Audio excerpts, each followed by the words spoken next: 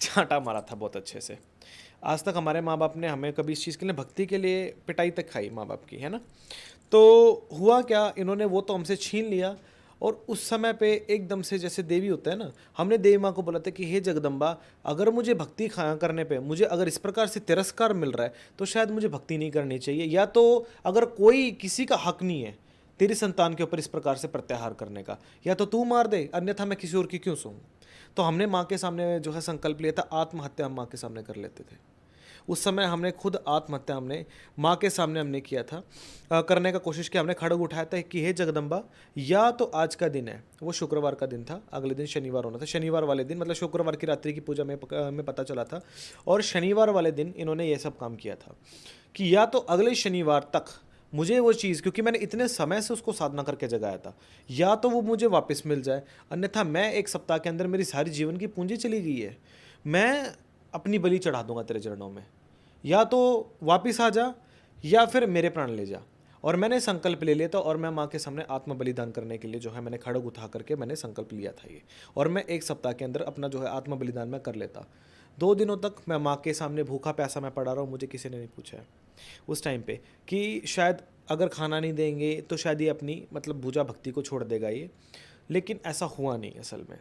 तो जिसने ये काम किया था हमारी दादी ने, उसको माँ ने आ करके, जैसे हम बैठते हैं ऐसे, एक बालिका के रूप में माँ उसके पास आई और ये बोले कि तूने गलत किया है, या तो सब ठीक कर दे, अन्यथा तेरा सर्वनाश हो जाएगा। बोल रहे मैं तेरे पे कैसे विश्वास करूँ, कह रहे कोई बात नहीं, तुझे पता चल जाएगा मैं कौन हूँ कौन नहीं हूँ। उसको माँ ने बीमार कर दिया और अस्पताल में पहुँचा दिया। क्यों? माँ की संतान का तिरस्कार हुआ था तो माँ बर्दाश्त नहीं कर सकती थी, और हमने आत्महत्या का संकल्प लिया था माँ के सम्मुख कि हे जगदम्बा, या तो तुम, अन्यथा कोई भी नहीं। तो उस स्थान पे तब माँ इन सबके सम्मुख आई थी प्राण छेदने के लिए। जी, जैसे एक आम लाइफ में आपने कभी किसी एक इंसान को देखा है कि वो माँ काली का ड्रेसअप करके सड़कों पे घूमता हो? कभी देखा है ऐसे कोई सड़कों पे घूमता हो, या किसी के दरवाजे के सामने आए और बाहर जा करके देखे वो अंतर ध्यान हो जाए? इन्होंने दरवाजा खोला, सामने से संपूर्ण स्वरूप माँ का था। मतलब काली माता साक्षात घर पर आ गई। उसके बिखरे लंबे खुले केश, कह रही है मेरी संतान को जो है बख्श दो, अन्यथा तुम लोगों को मैं जिंदा नहीं छोड़ूंगी। तो ये चीज़ बोली थी इन्होंने। तो ये बोल रहे आप कौन हो? बोल रहे समझ ले मैं कौन हूँ, संपूर्ण माँ के रूप में सबके सामने। तो बोल रहे कौन है? वो देख के एकदम डर गए, दरवाजा बंद किया, बाहर करा, देखा, सीसीटीवी चेक किया, कोई भी नहीं था।